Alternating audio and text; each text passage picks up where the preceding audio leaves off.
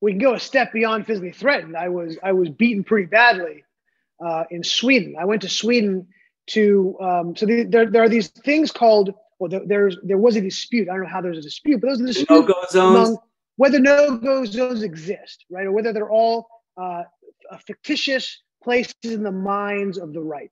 So I went to see. So where'd I go? I went to Sweden. Now, you'd think you'd find Islamic no-go zones in Sweden. What a no-go zone is an area that is a heavily, if not exclusively, Islamic enclave in a city in Europe, to which they don't allow people who are non-Islamic either to enter, although one can argue whether or not you can enter and leave and be okay, but certainly they don't allow the police in, social services. They keep everybody out. And if you are white and go in there, we saw that. Yeah, you're in danger.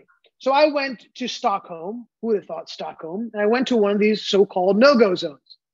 Within seconds, when I walked in, I have a whole camera crew, and they said the guys about five. There were 5 guys came around us. These are mostly this enclave is mostly Syrian refugees that have come to Sweden over the last 5 years, and they said, "You guys have to leave right now."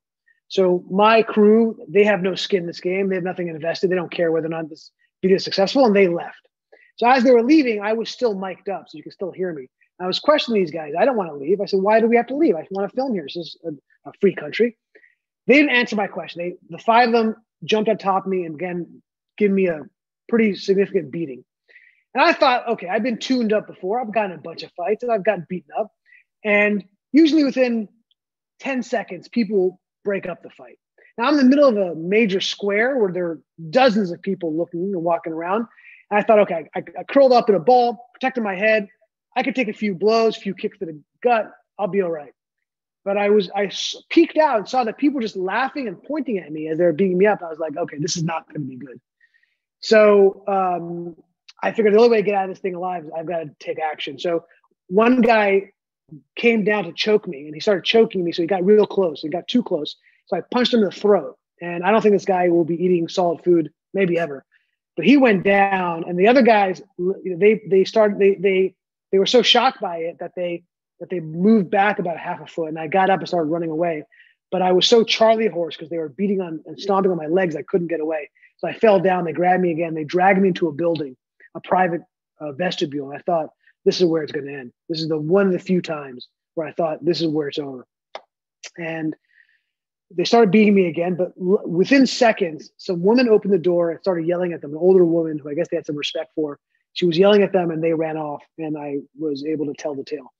So that led to one of my, if not my biggest moment of this whole career. President Trump mentioned it. The President Trump talked about it, and it became this massive global controversy. Like, it's hard to understand how big this controversy was.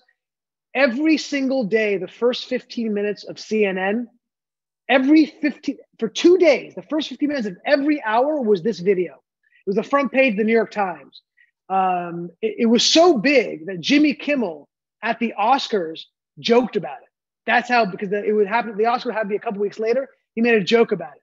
That's how big this thing was. So it was kind of worth it, actually. Now that I think about it.